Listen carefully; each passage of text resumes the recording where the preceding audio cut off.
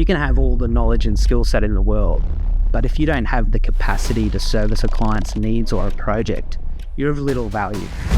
We need to ask ourselves, what are we looking for in a town planner or any professional consultant? And I guess I can boil that down to three kind of key things.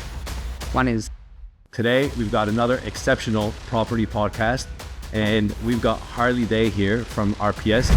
Housing affordability, cost of living crisis is one of the biggest challenges of our generation. It's such a mammoth task to try and solve a problem like this, because it is, if that's not done in a sensitive and responsible way, that can actually be quite counterproductive, because that can threaten the viability of housing projects, which means... What's your thoughts on development moving forward? Like, where do you see the opportunity for developers? How do we fix this housing problem as well? It's a good question. I think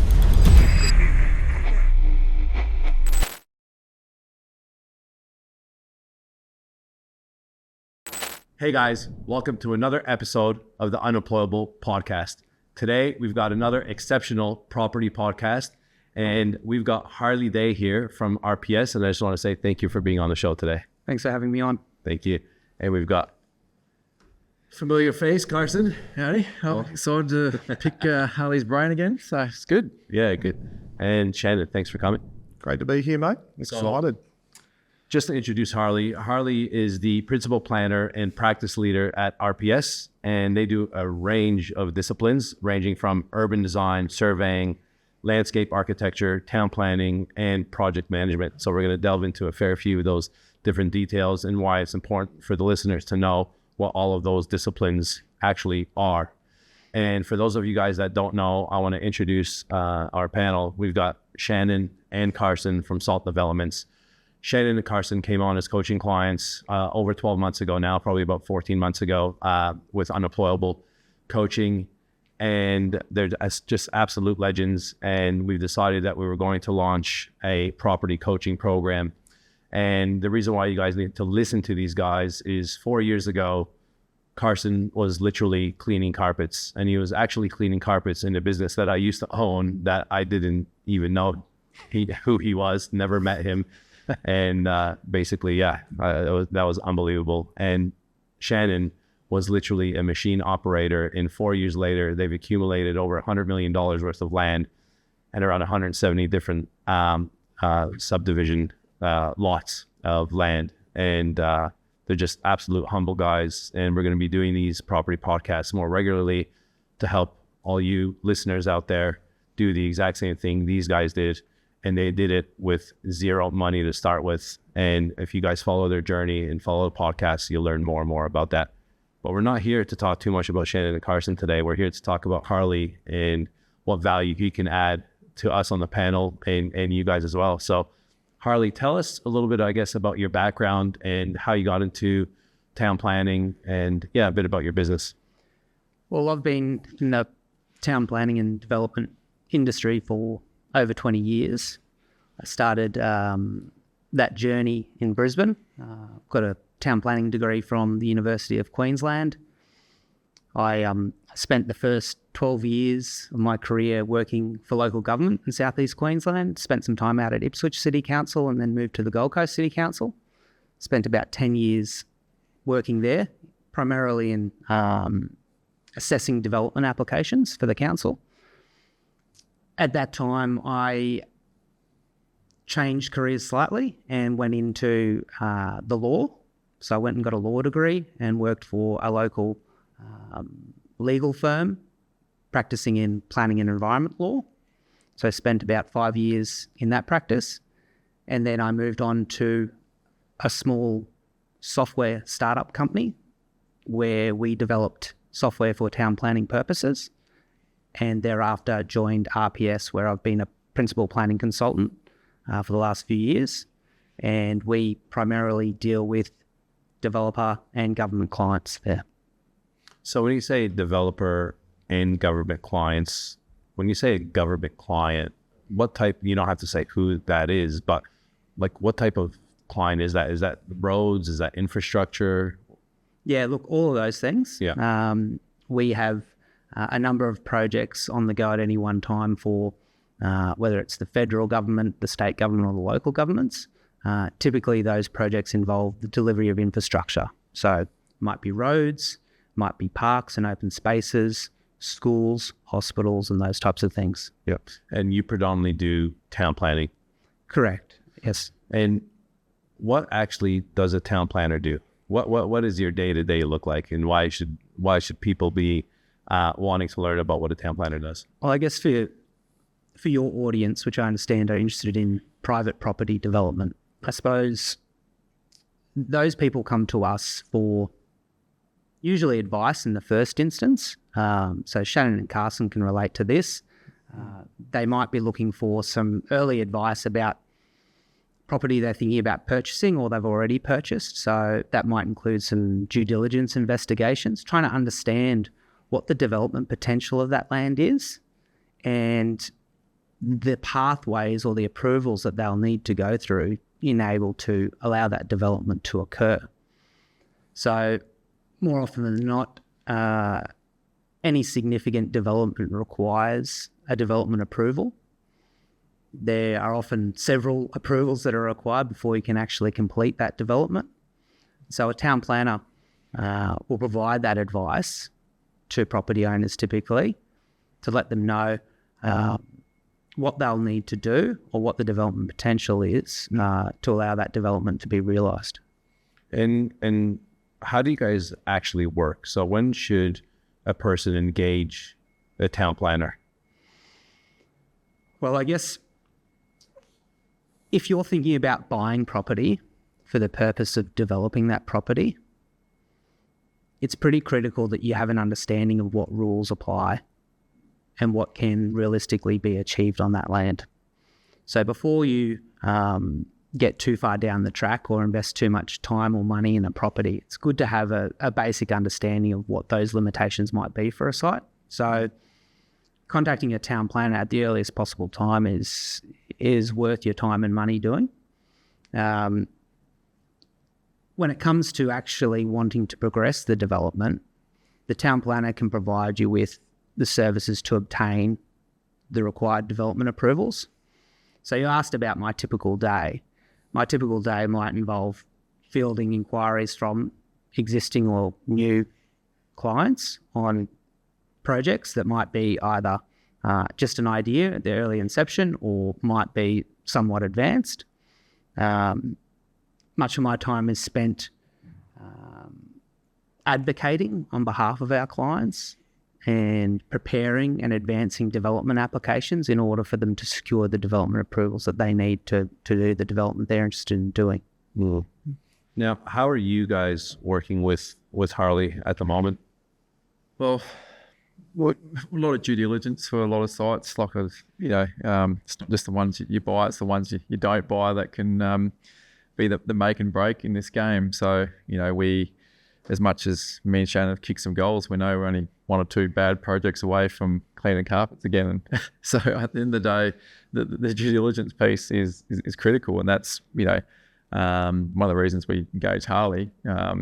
We knew he had a lot of experience through council, and then also that legal side of things. We know that's a different brain that's in the background as well, working with, whenever he's assessing the site. So we got another layer of due diligence that a lot of planners may not go to the same detail as what Harley does. Like, he'll pick through not just his report, but he'll pick up stuff in consultants' reports. A lot of planners will just throw in a ecologist report or a acoustic report, and the good planners that are actually finding issues in other consultants' reports, and normally they just get picked up in a request for information when council reviewed it and come back with the question. So little things like that, we noticed with Harley, he's very diligent at those things, and we had a particular hairy one over the border that was a court approval, and we were just like, oh, if we're going to look at this, we need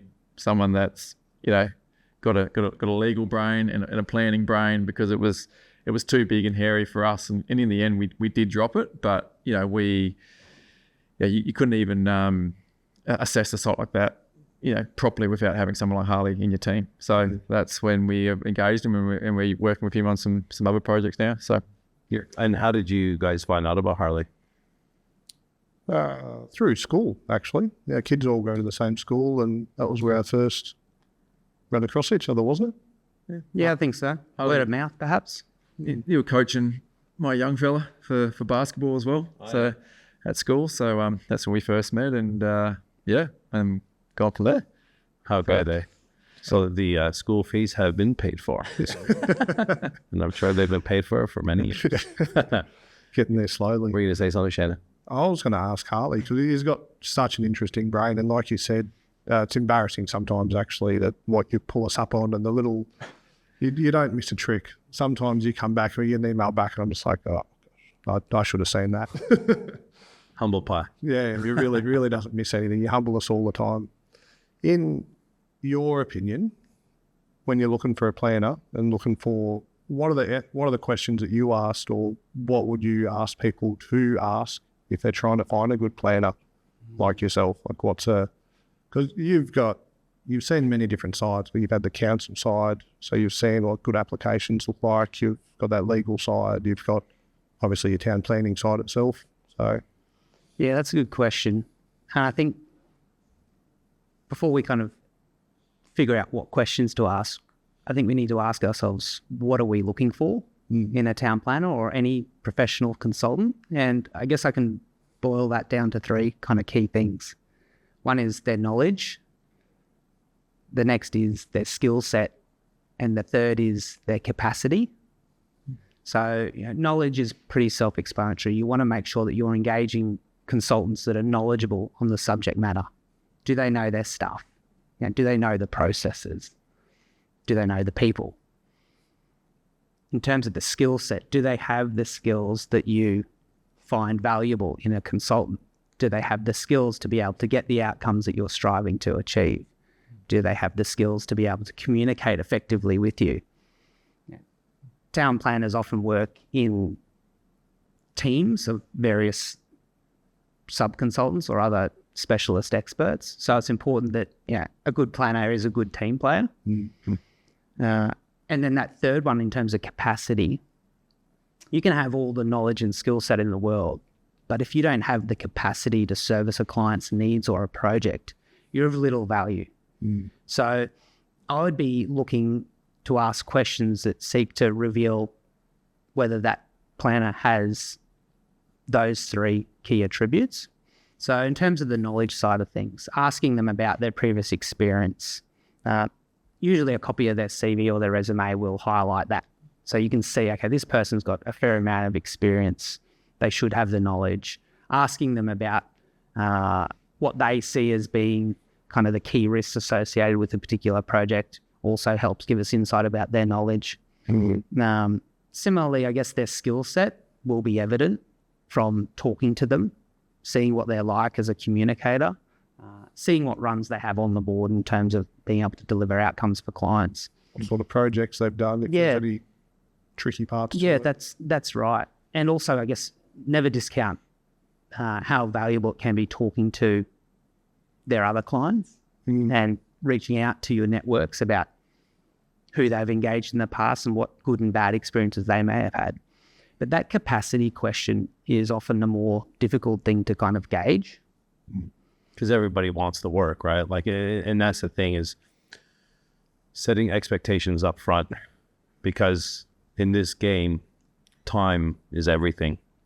Like I'm dealing with a site at the moment where we're going for an extension on terms, right?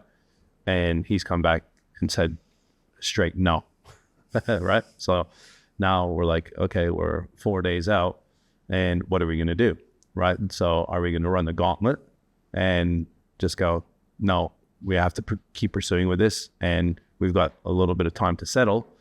Or do we go back and say, okay, rather than a 21-day extension, ask for maybe a 7-day and just get another week up our sleeve? Because time, like I said before, is everything, right? With you guys, when you're on contract and you're putting due diligence clauses and whatnot, sometimes you can get longer ones, sometimes you don't. So if you're dealing with a town planner and they say, yeah, I got the capacity, no problem, and all of a sudden they start screwing you around and they're not getting back to you straight away, and it's 3 weeks later and you're already 3 weeks into an 8-week due diligence clause, that's going to be a massive problem. And that capacity one is very, very important. And I'm glad you said that, because I was going to ask you a question about that. Because no one wants to give away work, right? But you rather underpromise and overdeliver. So how do you guys manage that? So when someone comes to RPS and talk to Harley, how do you measure that capacity? How do you actually say, yes, I can take you on, or not? Well, I guess it's about going in with your eyes open and understanding what the needs of the project are, but also understanding where your organisation's at and what you can deliver and what you can promise on. So the reputable planning consultant companies out there are often backed up by really strong, diverse teams within those companies. And when we're, I guess, pitching to a new client, or we're putting forward fee proposals for new projects, we will detail who are the people we intend to work on that project. And we always have a number of kind of backups or contingencies for that. So we have quite a strong team of planners that we can lean on in times when the demands for our time are high. Some of the smaller, I guess, operators that might just be sole operators, or a few planners within a smaller company might not have that depth of resourcing to rely on. So we're quite upfront about that and really promote that as one of our strong suits, and that we've got quite a depth of planners with really diverse skill sets, really good knowledge that we can draw upon to assist deliver for our clients time and time again. And the other thing that I make sure that I always try to achieve is a high level of accessibility for my clients. So, I can't always answer the phone, but I make sure if I miss a call from a client, I get back to them. I'm sure that most of my clients value that really highly, is that when they need to talk to me about something, I make it a real point to ensure that I am accessible, and I do take time out of my day to make sure I get back to all my clients within a really short time frame. Yeah, good. That's very, very important. And that's a thing of the past, to be honest with you. There's a lot of times where people just aren't getting back to you, and that's an issue. I don't know if it's just in this country, but I'm still waiting on quotes from 6 weeks ago from people that I know just aren't coming, yet they spent the time. I just don't understand it. It's just... I feel your pain. I mean, part of what we do sometimes is we engage sub-consultants. So what I mean by that is that a client of ours will come to us and say, we want to make a development application for, say, a residential subdivision. And we'll provide them with advice on what other consultants we expect to need input from. And so sometimes they'll ask us to go and find and engage those sub-consultants. And we'll go out and sometimes seek fee proposals for more than one. And quite often there'll be a significant delay from some of them.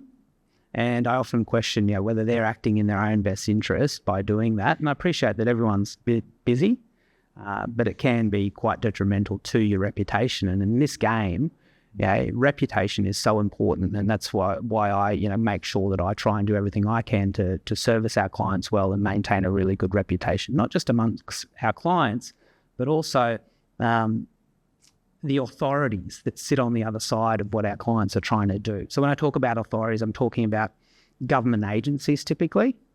So making sure that we have a good relationship with the government agencies who will ultimately decide and determine the outcome of development applications. It's really important to try and maintain good relationships on that side of the fence as well. Yeah, because you've been on that side of the fence, what makes a good application? The first planner I engaged, he was like, let's just throw it in so we can get the clock ticking without with missing 3 or 4 other reports. I later found out, and councils never recommend or try and discourage you not using consultants. But I actually had someone in council say, why are you using that guy? Like, find somebody else.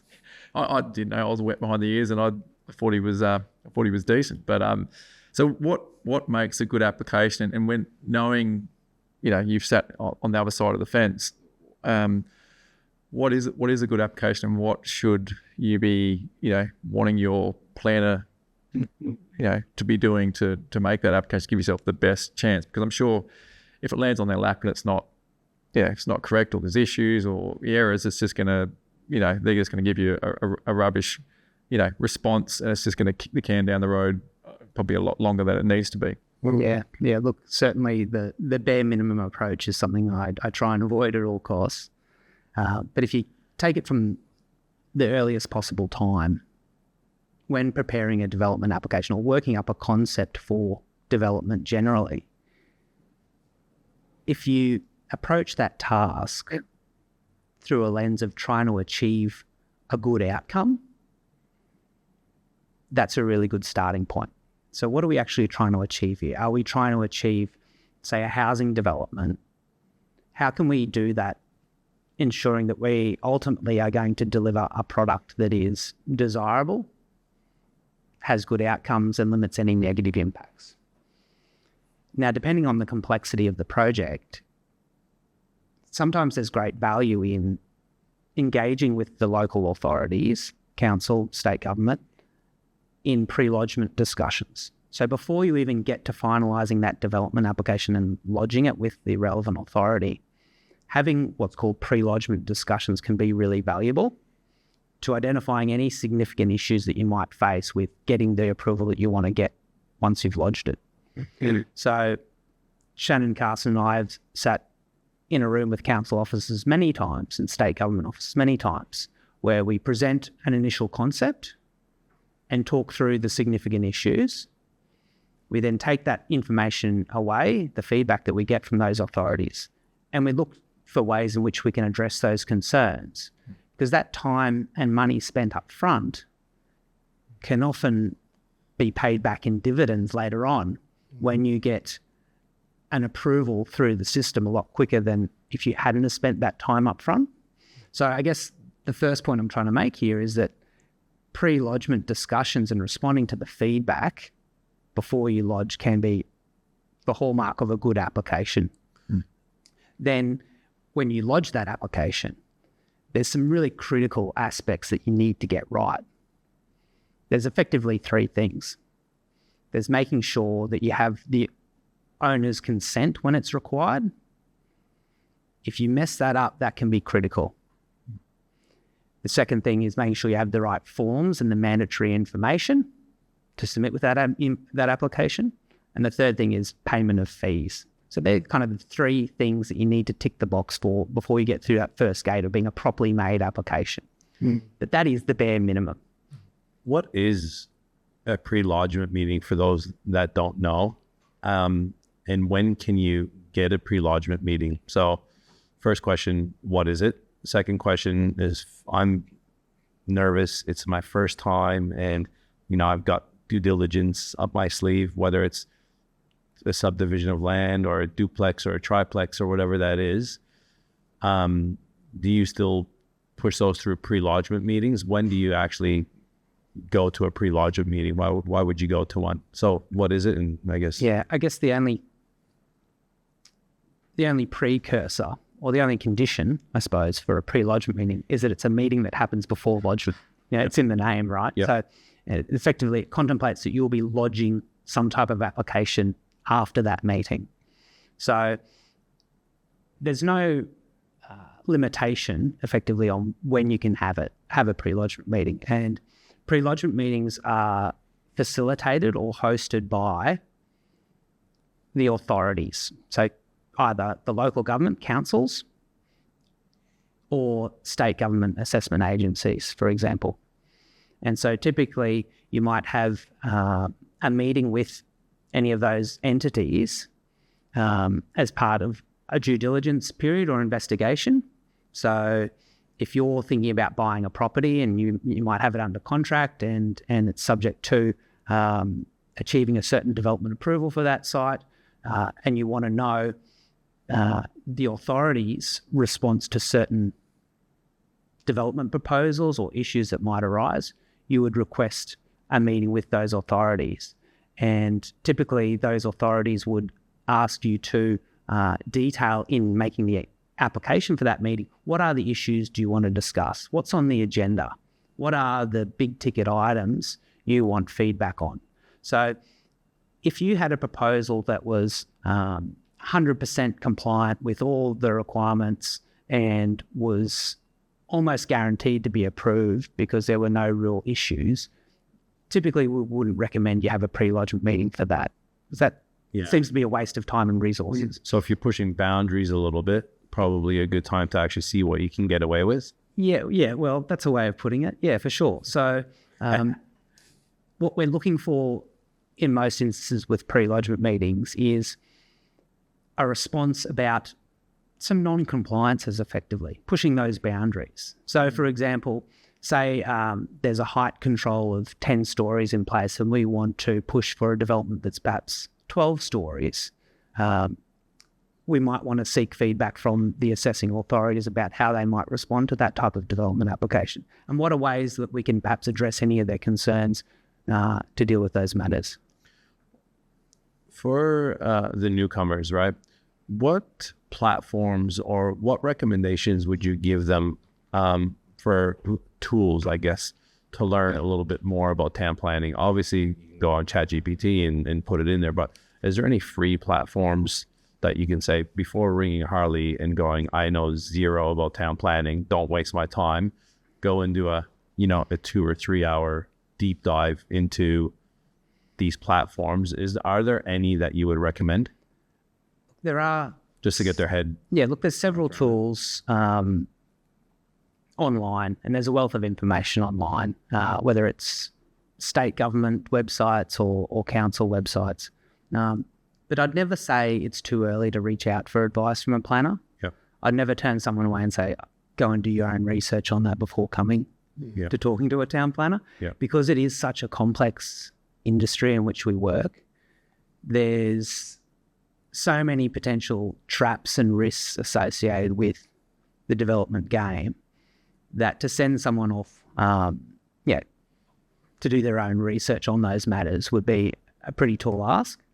On the flip side with that though, do you want clients to come to you? Like, so when you're starting out, you don't want me, every time I see in realestate.com, develop, DA, all these,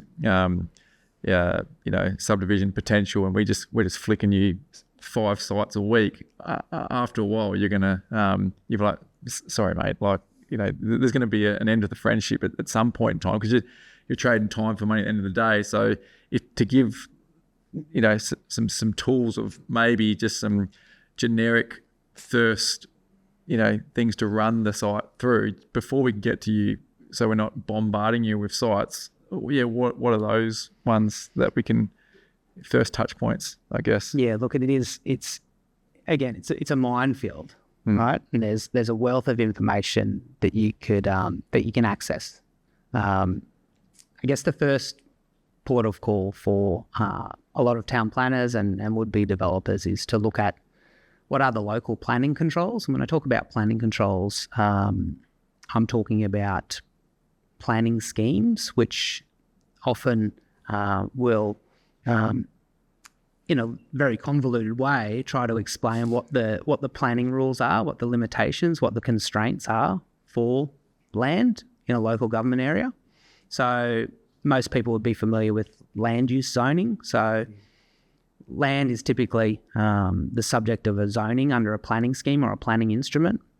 On the Gold Coast, we have a planning scheme called City Plan. And those zones typically express what type of development outcomes are expected for land in that zone. So, for example, you might have a residential zone or you might have an industrial zone. And so in the name kind of explains what type of development's expected in that zone. But not all zones are created equal, and not all planning rules are hard and fast. Mm-hmm. We live in a planning world where there's performance-based outcomes, which means quite often there's no strict black and white yes, no answers to, can I develop this particular site for a particular purpose? Quite often the answer to those questions is yes, but, or yes, if. or no if. And so there's a lot of variables. So doing your own research is good. So checking the local planning scheme for the zone and understanding what's contemplated.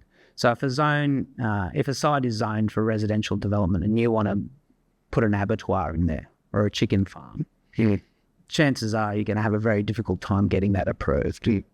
And within those zones, you then have density, right? So you've got, low density, medium density, high density. So can you just touch base a little bit just on what that actually means? Like you're in a residential zone, and I know it chops and changes a little bit, but just a rough kind of guide so people understand, when they're looking at things. So they're, as an example, if they live in Burley Waters and they're in a, they watch a podcast or they start talking to us about development, they're like, I've got an amazing site. My neighbor is selling and it's a 600 square meter block and I want to build 3 units on it, but they're in a low density zone. That's obviously going to be very hard to push. So can you just touch base a little bit maybe on just the low density, medium density and high density kind of zoning in residential just for now? Sure. An example. Sure. So typically low density residential zones are intended for effectively really low scale residential development. So detached single dwellings. In some instances, you might be able to get a second dwelling on a lot that's large enough, but effectively that's what the planning instruments intend for that land, is that they're predominantly single detached dwellings. There'll be other constraints and overlays that might apply to land and certain allowances, for example, things like building height. So you might have a low density residential zone with a building height limit, and I use the term limit quite loosely, but limit of say 2 or 3 stories. So when you put that together, you can understand that, okay, if I want to do a residential development that's 2 stories in a single dwelling, chances are that that will be something that doesn't cause too many problems and will be fairly easily to achieve. But what if you wanted to put, say, a childcare centre on that land? That becomes exponentially more difficult. It's not to say it's impossible, but there's more hurdles that you have to jump over. Medium density residential zoning is the next step up in terms of intensity or density of dwellings. In those zones, what you can expect to see and what's intended for those zones is perhaps duplexes or townhouses or row houses, maybe even 2 to 3 story walk-up apartment buildings, those types of things. Then you've got your high density, which is typically what we see along much of the high-rise spine in the Gold Coast, your Surfers Paradise, your Broadbeach, where you see really tall buildings, lots of apartment dwellings, and that's those types of outcomes. And you mentioned on the Gold Coast specifically, the city plan. Where can people find the city plan so that way they can see if their Burley Waters properties, their neighbor, is in low, medium, or high density? You might be shocked by this, but if you go to Google and type in Gold Coast City Plan, it'll take you right there. So it is effectively that accessible. It is what we call open source data. Yeah, and that's the beauty of this, guys. And the reason why I'm asking these simple questions, some of you guys might be like, oh, come on, Eric. But the reality is a lot of this information is free to the public. Mm-hmm. And it's just a matter of, like Harley said, sitting there and Googling it or going on ChatGPT and asking some good questions. And I always recommend, this is my opinion, don't call a town planner without doing that. Just wrap your head around it just a little bit, get an understanding of what's low density, medium density, high density, because let me tell you, guys like Harley are busy, right? And when they have someone contacting them, they're going to want to know that that person is serious, right? And they've done a little bit of, I guess, due diligence or a bit of education around the space. Because let me tell you, if you're going green as and just going, hey, can you look at this for me? And Harley's got 10 other clients that he's been working with for a long time, you're probably not speaking for you, but you could be maybe saying it different. If I'm the town planner, I wouldn't be taking you seriously. You'd probably be the last on the list. I'd still call you, but you're not going to be first on the list. Whereas if you come across and you say, hey, send him an email, a professional email saying, hi, I'm blah, blah, blah from, X, development company. And I've just been researching and I'm looking at this block of land. I know it's in a medium density zoning, but it's got 3 stories, and I'm thinking maybe I'm trying to push for a 4-story, push that. He's going to be like, okay, these guys kind of know what they're doing a little bit and take you more serious. So that's why I'm asking these simple things, because it's all there. It's all free. And then what I would highly, highly recommend doing, and I've said this to many, many coaching clients that we already have, is some of the best value that you can get is sitting down with a town planner and spending 1 to 2 hours of the time prepared with the right questions. And it might not even be on a specific site, just for your education purposes, because you can pay them right for your service to sit there. It might not be you, it might be a junior town planner, and sit there and ask the questions as well. So that way you can touch base. I highly, highly recommend that. Definitely. Your town planner is your gateway. Harley said it earlier to all your other consultants. If you get a good town planner and you're as green as can be, they're going to hold your hand through that whole process. They'll have contacts with all the engineers and all the other consultants that you need. So you don't need to go finding all those. A planner can help build that team for you. So it's your job, like I said, is to find the right planner and interview a few and settle on one. But interesting if you're, I know you're not wearing your legal hat anymore, but what did you learn from that time that you spent in the legal world, and where do you see that avenue working well for developers, and where do you see it go south? I mean, I've seen developers puff their chest out and they're just going to court and they're going to sue, and and it maybe not approach it the right way. And then a lot of developers I know that are doing townhouses, they're nearly taking every site to in Victoria in particular, like they're going to court to get these little things that might not tick the box but are probably going to get approved through court. So where do you see it work well and with your clients when you're in that space? If you can just shed a little bit of light, that'd be good. So I guess the question seems to be about the appeal process. So when it comes to decisions on development applications, there is an opportunity to make an appeal against the decision of an assessing authority, so of a government, so whether it's council or the state government, if they're deciding a development application. An applicant, a developer, can appeal to the Planning Environment Court in Queensland that decision. And there's also an opportunity to start those legal appeals in other circumstances as well. But let's just talk about the scenario where a council has decided to refuse your development application. You as an applicant in that scenario would typically have what's called appeal rights. So if you're not happy with the refusal, which most developers aren't, you would strongly be considering seeking legal advice and potentially filing an appeal. So in an appeal setting, ultimately, if that appeal goes the whole 9 yards, that matter, that appeal will be decided by a judge, the court, effectively. If you're taking an appeal from start to finish, where you're asking a judge to decide that matter and deliver a judgment, that can be a very costly process, both in terms of time and money and risk of uncertainty on the outcome. Okay? So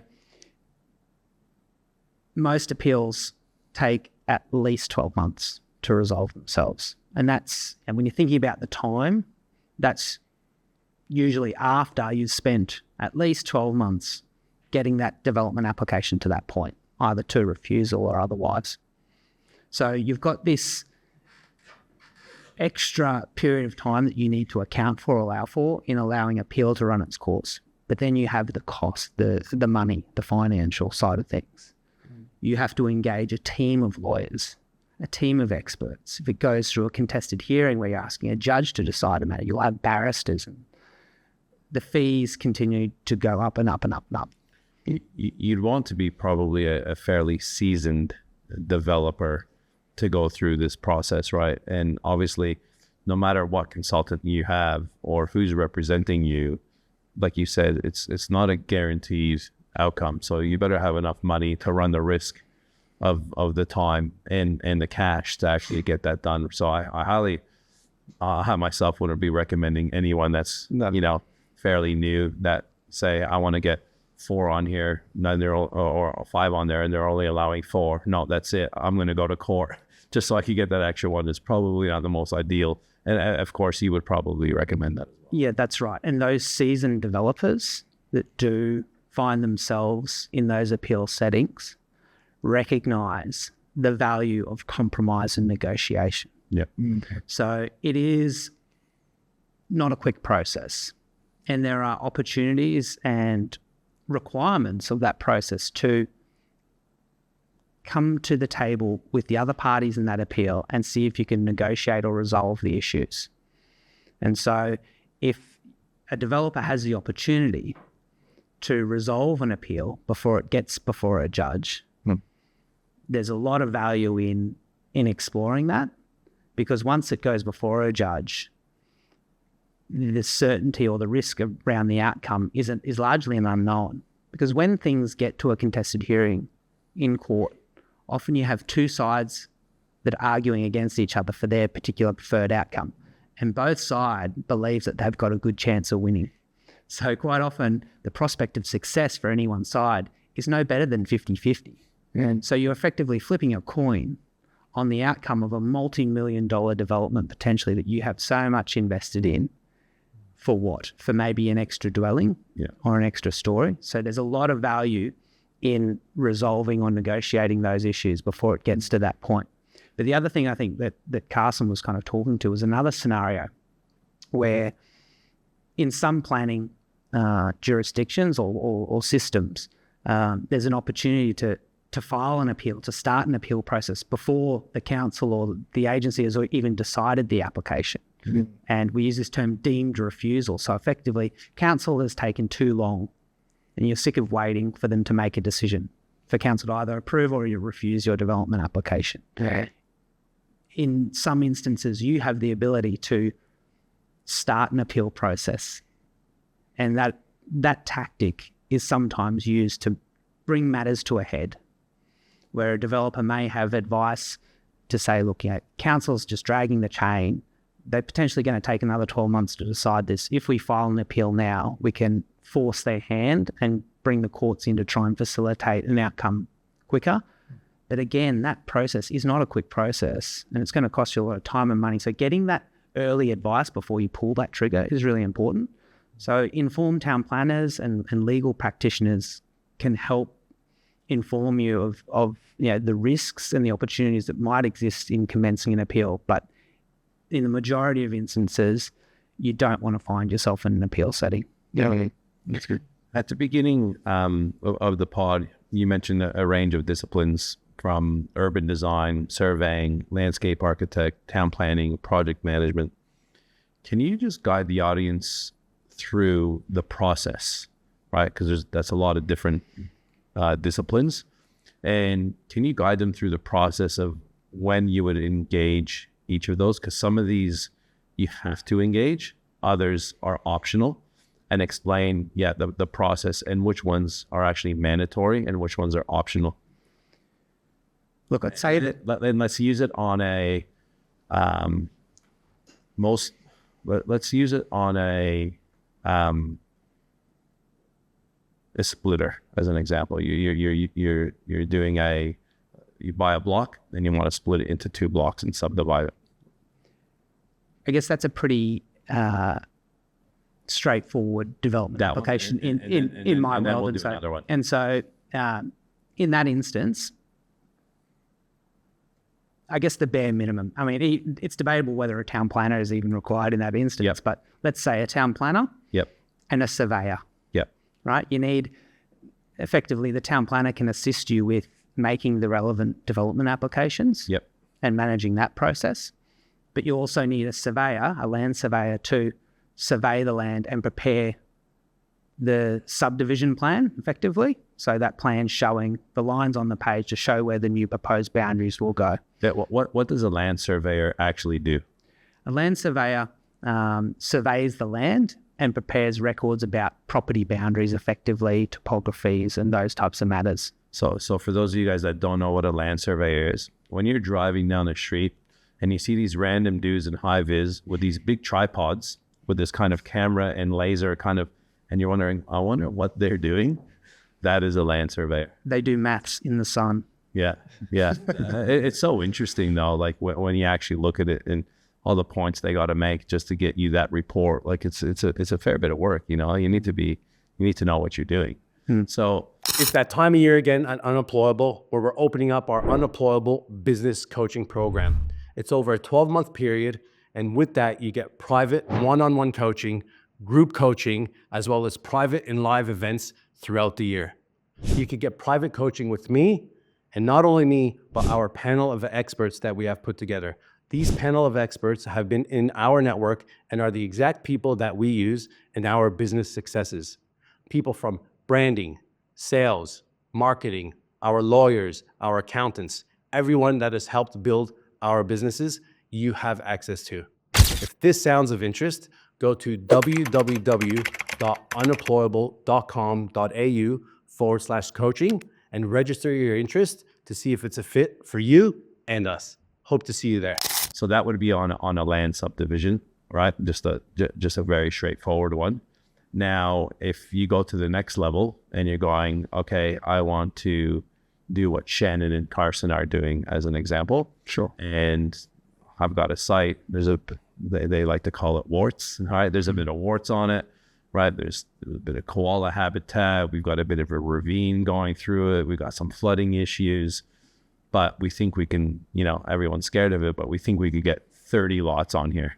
And we want to take it all the way through to construction. We want to build the roads. We want to build the infrastructure, which is plumbing and electricity and the likes. And then we want to just sell the blocks of land. What would that process look like? A whole team of consultants. And when do you engage? What's the timeline? When do you actually engage the landscape architect versus the town planner versus the surveyor, you know, these types of the project manager? Yeah. I mean, the answer to that question will depend on a case-by-case scenario and depending on how much information is already available. So in some instances, you might already have survey plans already there. And so that information you already have at hand might allow you to delay the engagement of more survey work. But let's just assume in this scenario, you have basically nothing. We could work on a real event that we're working on now, if you like. We haven't launched yet. We've already engaged how many different consultants. Yeah, that's right. So let's do that as an example, right? Because I want people to start understanding a little bit of what's involved from a consultant perspective without getting overwhelmed. Sure. Because I remember when I first got into development, and then I started understanding, you know, when we did our first mid-rise and the amount of consultants that you had to engage, I was dumbfounded. Now it's no problem, but at the beginning. Yeah. So I think the example that Shannon was referring to, in that case, we were dealing with a fairly large piece of land with several different constraints. And so bringing a town planner in at the earliest possible time was pretty critical. But also, because there are environmental constraints, we needed an ecologist to come in and do a survey of the ecological values of that land. And what does an ecologist do? An ecologist looks at effectively the natural environment. Yeah. So fauna and flora. So vegetation and animals, waterways, those types of things. What are the values, the ecological and environmental values that are present on this land? How do we navigate the relevant environmental controls or restrictions or rules that relate to development where you have perhaps some environmental values on land that are protected? Yeah. So understanding those constraints is really important. So town planner, you then got the ecologist on board. Yep. Engineering and civil infrastructure expertise is also critical to understanding the infrastructure capacity. So when I talk about infrastructure capacity, what I mean by that is when we talk about doing residential development, we need to understand what type of infrastructure is essential for delivering that development outcome. So infrastructure is a broad term that can include things like water and sewer, stormwater, roads, and also parks. Typically, a civil engineer will deal with those first four: water, sewer, stormwater, and roads. And then you might have a planner that looks at the parks infrastructure as well. So a civil engineer is really vital to doing some early investigations to see what is the infrastructure capable of sustaining in terms of extra development. So when you do a residential development, you need to connect it to the water infrastructure, the city or the town water. Is there enough capacity in that infrastructure to service that development? And how far away it is from the actual development site Exactly, as well. Right? because that can be a massive cost and risk for a development. If you find out that in order to deliver the development you're proposing, you need to improve or expand on the existing infrastructure, that could kill the viability of a project straight away. So understanding those limitations is really key. So we've got now a planner, an ecologist, a civil engineer. Yep. But then you need to also look at, I guess, the other constraints on the land. So one of the big ticket items in our part of the world is bushfire constraints and flooding, right? So making sure that if your site is prone to flooding or bushfire risks, that you've got an expert that can look into those matters and give you some advice about how your development can respond to those constraints. Quite often when it comes to bushfire, the issues there are interconnected with matters of ecology. More trees often means more bushfire risk. Quite often there are rules around what trees you can clear, and also there are rules around how close you can build to trees because of the bushfire risk. So having that expert opinion from both an ecologist who tells you what trees you need to protect, but also a bushfire expert that tells you what trees you might need to remove is pretty critical to understanding whether your development has any risks associated with it. And this is when you're looking at the overlays, and if there is bushfire risk there, that's when, and if it's big enough, that's when you would say, okay, this is out of the ecologist pay grade. You now got to get a bushfire expert, as an example, to be brought in as another consultant. A lot of people bring in engineers and all those consultants you mentioned, but I know a lot of friends of mine that have really killed their fees or just taken a hit to the bottom line by not engaging the electrical engineer early enough as well, because not putting in a new transformer and running that, they're thinking about, okay, engineer, okay, how much per lot is it going to be? Okay, great, put it in the feasibility, and they're not even thinking about the 450 grand for the electrical side of things. Or in some parts of the world, your traffic allocations, if they're trying to upgrade a road and they're not allowing any new development until that road is upgraded, you might even have the right zone, perfect piece of dirt, and you still can't develop it because until the government actually upgrades that road, and you're never going to do it because it's too expensive, you've got a project, you're just waiting for council. So your traffic engineers early in the piece as well, and it's more probably for the larger projects, but those things start coming into play that you're not really thinking about when you're starting out. That's really good insight. That is really good insight. The electrical infrastructure is another piece of infrastructure which is often left till later and can have Always dismissed. Yeah, that's right. Because I think from an assessment perspective, it's often not something that's in the forefront of the assessing authorities' minds in terms of council or state government. And yeah, if left till the 11th hour, you might find that it just kills your whole feasibility. We had a client that was doing a relatively modest subdivision, and we identified that one of the lots couldn't be connected to mains power. And in order to do so, he was going to have to build 5 kilometres worth of overhead power lines just to service this one particular lot. And in doing so, that would require significant earthworks, removal of protected vegetation, and it nearly killed the whole project. So that's a really good case study of why getting that upfront advice about electrical infrastructure is really important, and all other types of infrastructure. The transport side of things is really critical too. Like you said, there's planning controls and rules around development, ensuring that it doesn't create undue impact on transport infrastructure, and there's enough capacity in roads, for example, and that if you do a development and that triggers the need to upgrade an intersection, for example, that's a piece of work that could cost you millions of dollars and kill the viability of a project. So then go ahead. So even now we've engaged for the noise coming off that main road because we're close to it. So we've got an acoustic report there now. Yeah, that's another good one. So there are planning controls around ensuring that you achieve in development suitable outcomes with respect to noise impacts. So if you're proposing residential development in proximity to a noise source, like a state-controlled road or a rail stop or some other source of noise, you need to demonstrate that the development outcome achieves a certain acoustic or noise criteria. And often there's another consultant with specialist expertise in that field that you need to bring in as well. So you can see the team of consultants is growing. So I guess in the first instance, determining how many different consultants you need to engage at the earliest possible opportunity largely depends on a bit of a due diligence investigation and that first fly over the target from a planner typically to say, okay, here are the constraints.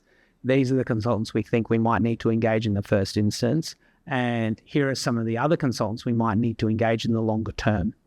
So when we talk about some of those other consultants, urban designers are often needed in the early stages to assist with designing public spaces or subdivision layouts. So subdivision layouts and road layouts and lot designs and things like that are pretty critical in the early stages to understanding what is the type of yield or number of lots I can achieve realistically out of a development.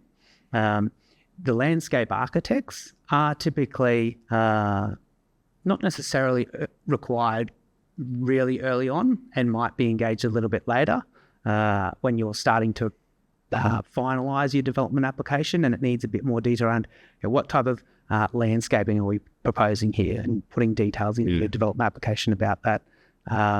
Then there's also project managers who are really valuable in assisting with managing more complex developments. So they can assist with those early due diligence investigations, which involve large numbers of different consultants that can also manage the project all the way through to construction and delivery.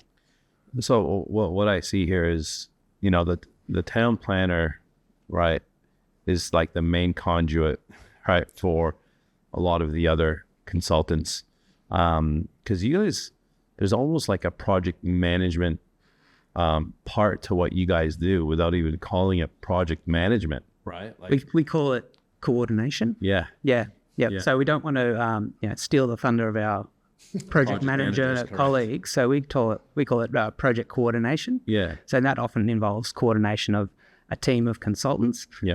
But I don't discount the value of bringing in a specialist project manager for these larger projects. Yeah, I agree. And is that something that, Shannon, are you guys looking at anytime now or in the future?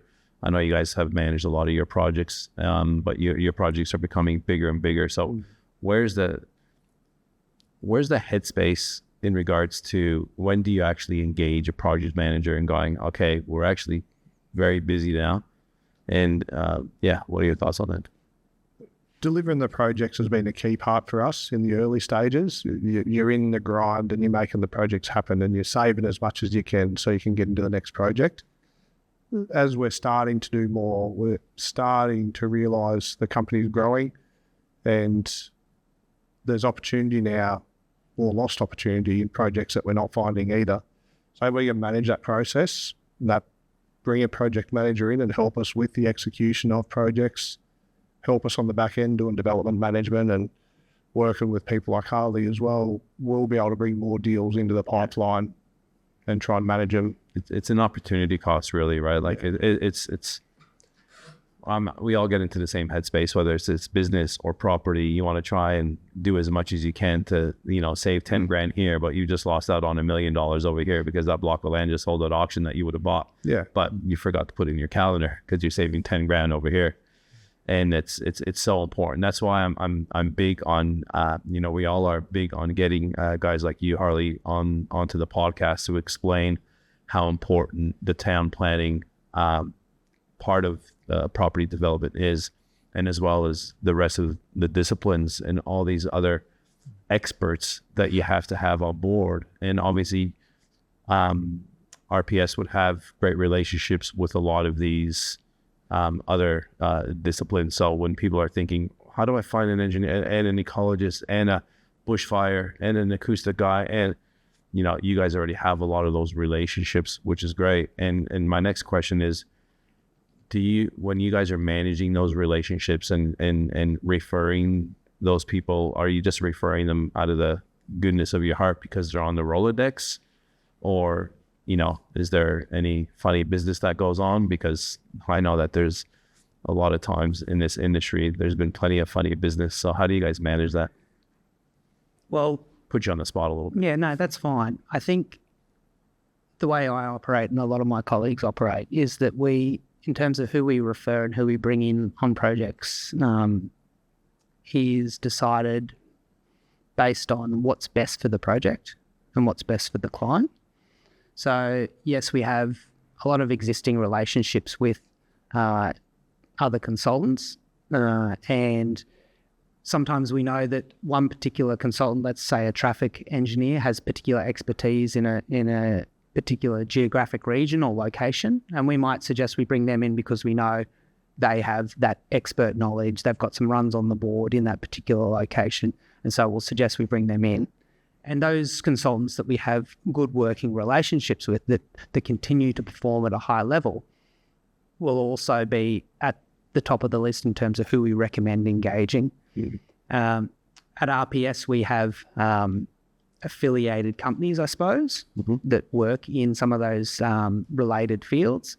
So we'll often look at what their capabilities are, and we'll throw them into the mix too, if it's what serves the client and the project best. Yeah.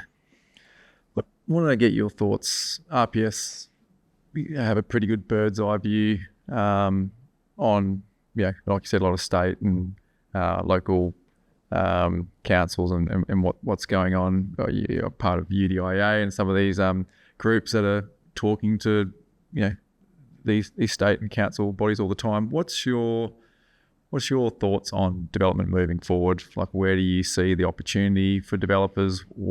How do we fix this housing problem as well? Like, what do you see are the roadblocks, and do you see, is it just as simple as there's too much red tape, or with a stroke of a pen you could change some things? Like, if you were the authority and you could make some moves, what would those moves be to open up more development in your world? Can I add to that? Yeah, go. Because we've been to a lot of the UDIA meetings and we've seen a lot of this stuff. And just locally, there's a big push, say, down, what do you call it, the spine, the Gold Coast spine? High-rise spine. The high-rise spine. That's where it's trying to densify at the moment. That's where we've got Southport and the light rails going in and all those bits and pieces where they do want to densify and go up. But that's a challenging cost. So how can that be, like Carson said, how can that be counteracted? How do you see it being more of an opportunity to deliver housing? Well, thanks for the easy question. Because it's such a, it's a wicked problem, how we describe it. Yeah, this housing crisis, this housing affordability, cost of living crisis is one of the biggest challenges of our generation. Yeah, it's such a mammoth task to try and solve a problem like this, because it is truly multifaceted. It's not just a town planning issue. It's a more national or global issue that we face. And there's no easy solutions. There's no silver bullets. We need our greatest minds kind of working together to solve this one. And that, I guess, if we look at it from a top-down approach in terms of, at the Australian government or federal government level, there's certain things that they can do to facilitate more housing, but they can't do it alone. They need to have a collaborative approach with state government, local government, and the development industry and the community more broadly. The federal government can take some really meaningful steps towards trying to unlock more housing supply. But I think they need to focus on the fact that the development industry, the private sector, is best placed to deliver the majority of housing. So they need to kind of view their solutions through that lens. So at a federal level, are there certain incentives or disincentives? So carrot and stick approach, are there certain things, are there certain levers that the federal government can do to facilitate more housing development? Can they adjust the tax regime to promote more investment and delivery of housing? Can they do more in terms of bringing the state government and local governments to the table to fund certain projects or fund certain process improvements to facilitate that? At a federal level, the environmental laws are often seen as a massive risk factor for developers, especially when we talk about doing greenfield development. So this is development that is typically in newer emerging areas where there are environmental constraints or matters of national environmental significance. Think koala habitat, for example. You guys would know that when you see that kind of constraint for land, that could mean that you trigger the need for an assessment against the federal environmental protection laws, that means massive risk in terms of cost and timing and outcome. And so that lack of certainty is something that the federal government can start to address at that higher level. And they have been moving in that direction lately to try and improve or reform the national laws when it comes to environmental protection. So they are doing something. But I guess when it comes to any political policies, we're at this kind of whim of the 4-year political cycle that you might have a change of government every 4 years. And that can have a massive kind of negative impact on any progress in that regard. So if we have a change of government, are they going to change their policies and processes? So if we can just be mindful of those things. But I guess moving down the tree or the hierarchy at a state level, again, there's been a lot of movement. There's been a lot of action by the former state government and the current state government to try and unlock more housing, to try and facilitate more streamlined approval processes, to fund infrastructure, so that would allow developers to deliver more housing. But I guess it remains to be seen how effective that is. What we know is that we have these housing targets that we're not even close to meeting to accommodate our additional population growth. So the state government is doing things to try and unlock more housing, but I guess it's questionable as to whether or not they're actually hitting the targets. Yeah, this topic is just like, we're in a housing crisis. We will be in a housing crisis for a long time. We're building nowhere near enough houses, and there's no more land, right? The land that we have is the land that we have. And I'm specifically talking about Gold Coast. And housing crisis, why are we in a housing crisis? We have a supply and demand problem, right? And there's other issues. But there's more demand than there is supply, which is driving housing prices up and is driving building prices up. If there wasn't the demand there, right, then housing price, like the tradies and the suppliers' prices would have to come down. And this is what boggles my mind when I talk to people about real estate, and they're like, "Oh, the real estate market's going to crash, and it's going to do this, and it's going to do that." And I'm like, this is basic supply and demand. You tell me the last time, and I could be wrong, right, that a place was in a housing crisis, which means we're not building enough houses and they're too expensive, and the market crashing at the same time. It contradicts itself. And we've been in a housing crisis for a long time. This isn't just like something that's happened over the last year. We've been in a housing crisis here for a long time. And I don't see anything in the future in any of the policies that will counteract that. And this is why I think there's an opportunity for people, right? And that's why I'm so passionate about real estate, is there's creativity that comes with this.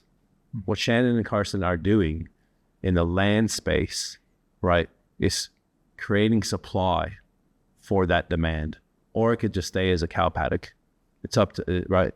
If they're not the ones putting their kahunas on the line and going, and their time and their effort and their money, they're not creating that 30 lot subdivision. So Mr. and Mrs. Jones can actually purchase that land. And it irritates me when I hear people talk about this that don't have any education around this, and then they blame it, oh, it's because of immigration and it's because of this.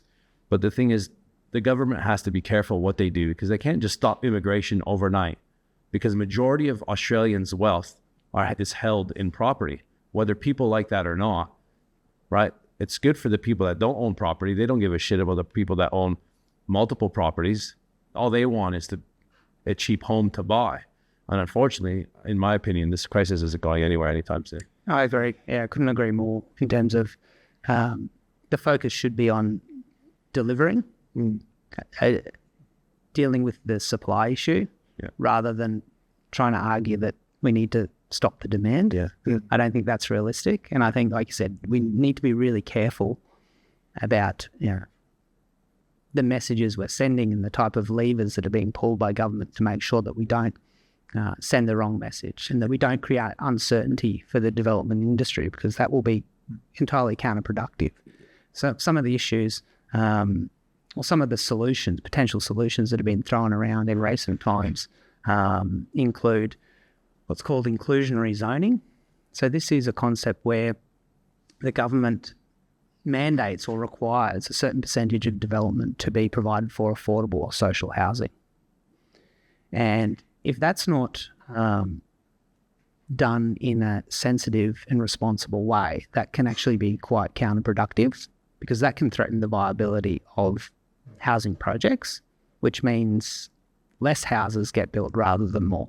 And the other side of, or the other potential solution being thrown around to try and limit land banking. So land banking is a concept whereby a property owner purchases a land and doesn't do anything with it, or obtains an approval and then just sits on that approval rather than acting upon it.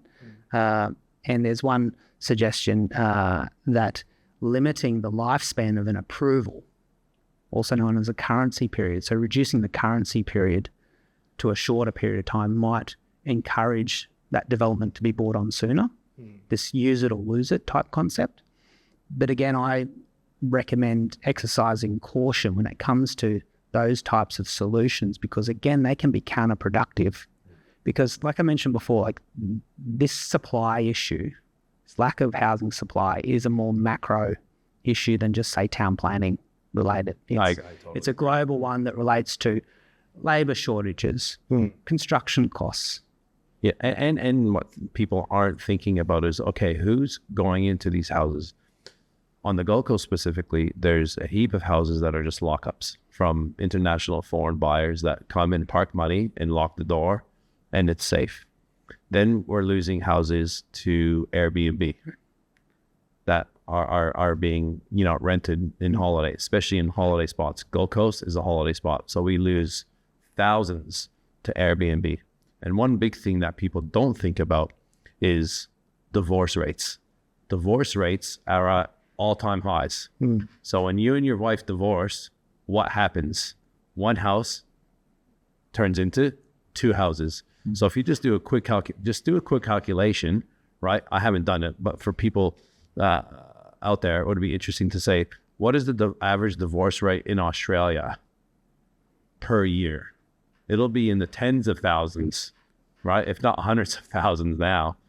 And that, you say if it was 100,000, you then, some people move with their mom and their dad or friends and family, and the rest of it, majority of people are going to go and get their own place.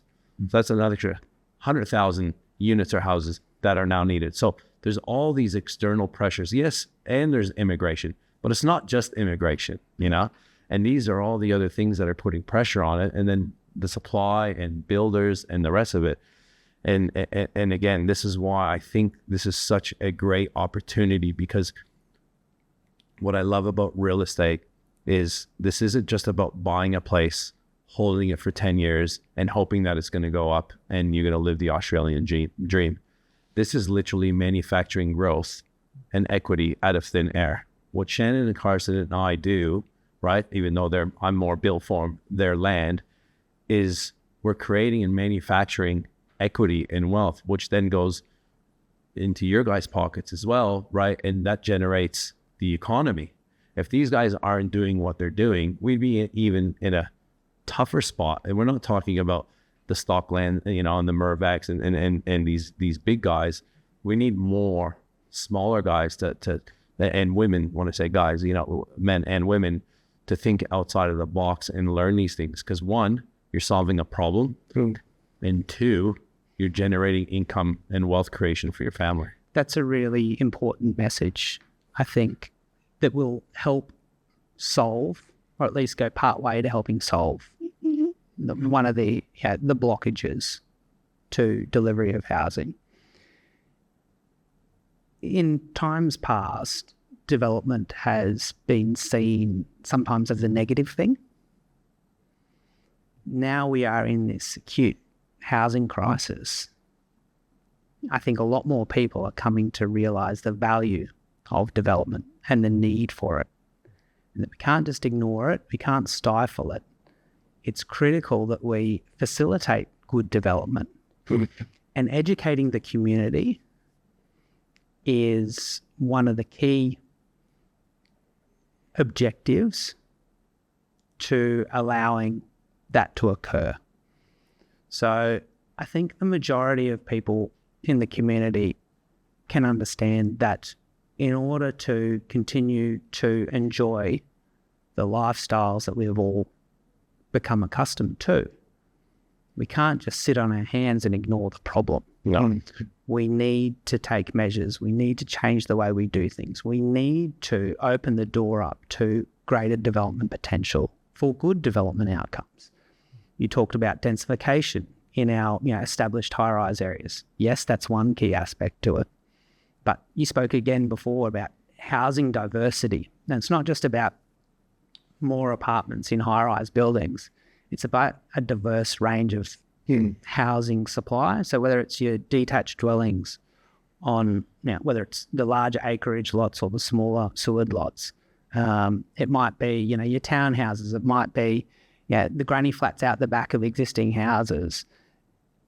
All those pieces of the puzzle can come together to allow us to start to chip away at this shortage of housing. But quite often what stands in the way is community opposition or political opposition, which is often the same thing, because some people don't want to see that type of development in their backyard. And so they stand in its way. And as a result, some of the politicians decide not to make those tough choices for the greater good.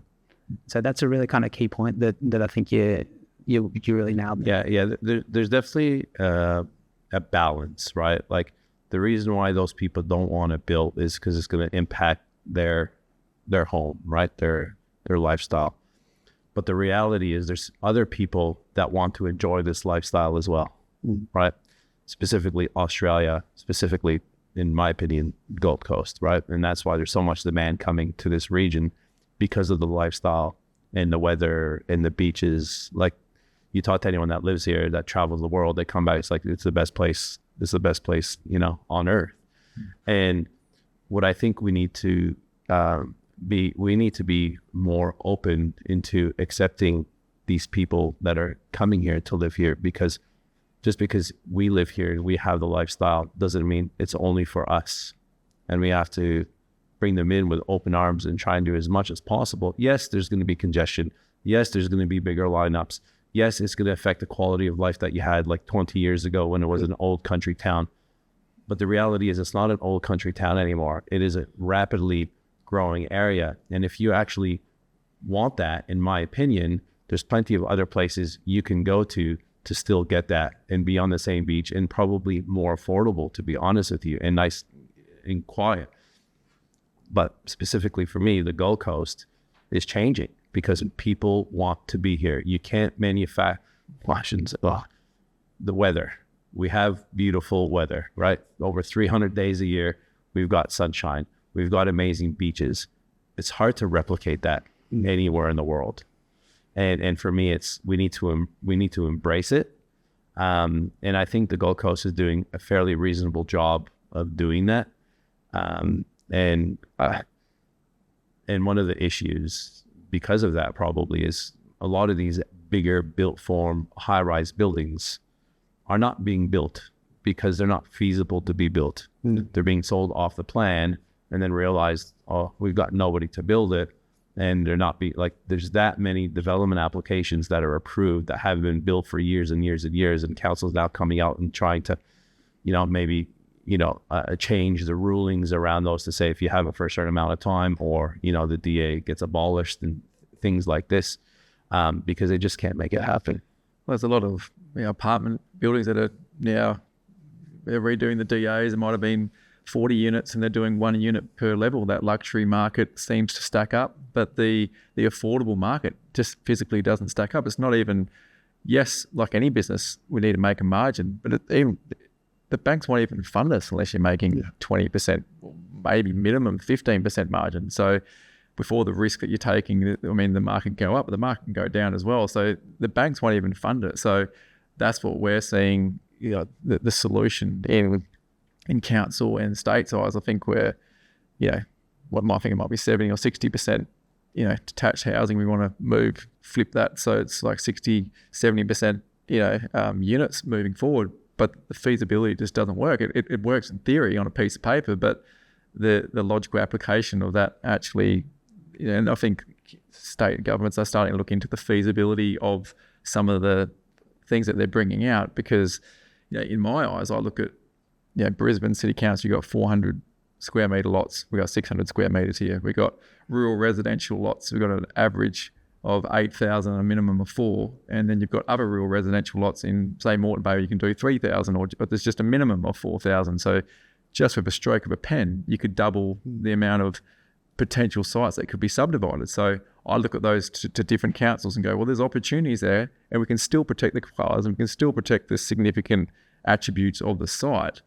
Because at the end of the day, there's still, nobody wants bad development. So you've got the urban sprawl. Council don't want to be doing schools and dragging all the infrastructure. They want to go up, and that makes sense. But it is a challenge, and I appreciate that, it's not as simple as just, rezoning swaths of land. But at the same time, units, it's not necessarily going to stack up. I don't think that's going to solve the problem until there's an adjustment there somewhere. So yeah, look, what's encouraging is that for Gold Coast, council's currently preparing a new planning scheme, and that's expected to, I guess, come into effect late 2027 at this stage. And so I think that's brought a fair amount of optimism in the development industry that with some good decision making, those opportunities can be realised. So in terms of the audience out there, if they're interested in property development and what future opportunities might exist, there's some insight there that can be gained by following how that new planning scheme is developed and delivered. And the same can be said for Southeast Queensland or the nation more broadly, is that town planning isn't a kind of set and forget exercise. It's something that's constantly changing. The planning controls are constantly being updated and evolving to deal with these modern problems. And so being kind of ahead of the curve, and being mindful that those controls might change is probably something that's really valuable to people like yourselves that are interested in property acquisition and development, is understanding where those high-level strategic planning documents are seeing the next generation of development occurring.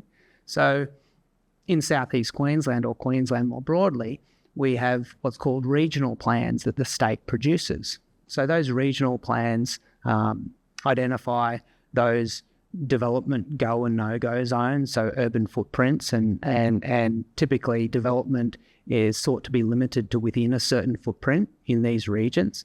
but they also sometimes identify areas for potential future growth, investigation areas. And so if your audience is interested in where might the next wave of development be occurring, especially when you're looking for projects that might involve residential subdivision or land development, having a look at those regional strategic planning documents can often provide some really good insight. And just being dialed into the wealth of information that's put out there on the internet every day. Council meetings often have reports being presented and spoken to that do provide a lot of really good insight about where the next big infrastructure project is going to go. And then that can lead to some assumptions about, well, what might follow in terms of other development. What type of development can that infrastructure actually support, whether it's a new trunk sewer main or a new road or a new train station. You can start to see how that is then going to inform you about what opportunities might lie ahead in terms of that property development space. And that's why it's so important, guys, like I said, mentioned before, to sit down with a town planner, because you might not have a site, but if you go and sit down with a town planner and pay for their time and say, listen, I want to see these regional reports. Can you show me a little bit about the new city plan and what they're talking about and then what areas they're talking about? Because what Harley's trying to do here is dodge the bullet of telling us where we should be investing.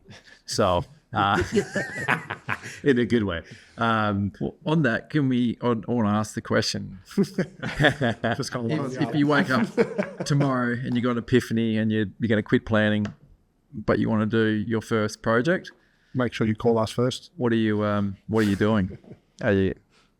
Look, I mean, I'm not a property developer, but I think it's safe to say that the end goal of property development is to make money, right? You're not in it for the fun of it. So I guess, you're thinking about the type of projects that you want to get involved in. You want to make sure that there's going to be a demand for that particular product or that development and something that you're going to be able to sell for a profit in the future. So we've already spoken to the obvious one, which is housing. I can't see there being a time in our lives where there won't be a high demand for housing in this part of the world. So any project that involves the delivery of housing, I think, is one worthy of consideration. But you've got to make it stack, right? It's got to be something that's profitable. You've got to get a certain yield, and that's about understanding where those constraints and opportunities might lie. But if we go back to, I guess, what I was saying before about looking at those high-level strategic planning documents and where they foresee the next waves of development occurring, I suppose in our backyard, there are certainly areas out in the scenic rim, perhaps south of Ipswich, southwest of Logan, that have been identified for those future investigation areas. There's other areas between Brisbane and the Sunshine Coast as well, Toowoomba, areas where the state government has said, look, we think these areas are worth investigating, but you need to be mindful that that's a long-term play. The infrastructure is not there yet. So just being mindful, keeping those areas on your radar and checking in on a regular basis to see what's happening in terms of government decisions or property sales in particular. So I think a lot can be gained from being aware of what property is changing hands and who the players are. And who's buying them. Correct? Because the big property developers, some of them might be investing in areas while divesting in other areas. I say this a lot as well, is, the Bunnings of the world, the Maccas of the world, the Big W's of the world would spend millions, tens of millions of dollars, hundreds of millions of dollars probably, in regards to due diligence and where they're going to be building, right, their new stores and the infrastructure. So sometimes you just got to follow those breadcrumbs. You don't need to be a rocket scientist. What you need to be is inquisitive and just, I guess, determined and consistent, right, with looking at those areas. So what you said there, I don't want you guys to overlook this, right? Those areas that Harley mentioned, you can now go to those areas, set search results in Real Commercial and realestate.com and start seeing what's being sold, what's coming up for sale, and who's buying. Because all you got to do is type in Australia top 10 land developers, right? And if the articles that are coming up that they're starting to buy big parcels of land, big farms and stuff like that, you know what's coming. It's not more horse stables, right? It's going to be housing. So But the opportunity for mum and dads, the big guys don't want to play in that sub 50 lots or even 4 lots or 10 lots. So there is that opportunity in that space. If you can, you cut your teeth doing those 1 to 2s, 1 to 3s, or duplex and triplex. But when you get out of that mum and dad bracket and into between the bigger guys and where the mum and dad investors want to play, there's a little sweet spot there where you can carve out a nice little business. So and for those listening, I don't want you guys using "I have no money" as an excuse, because these two guys that are sitting on this panel right now did their first how many projects with no money? yeah, 6 or 7. 6 or 7 projects, land subdivision projects with none of their own money, and they've made plenty of money doing it. And Harley loves every minute of it because he knows that he's got amazing clients that are just going to continue to do amazing things. Because I've seen how these guys were talking off of camera of Harley, and obviously what Shannon said, how your mind is just a little bit different. And it intrigues me to get into discussions with you. So I just want to say thank you so much for being here today with us and having a bit of a laugh and just diving deep into this topic and this subject and breaking it down for the audience, because we have people that are seasoned veterans and we'll have people that are just newbies that are just thinking of a different way, that all they want is that one property deal that can change their life, that could change their family's life and start getting on that path of wealth creation.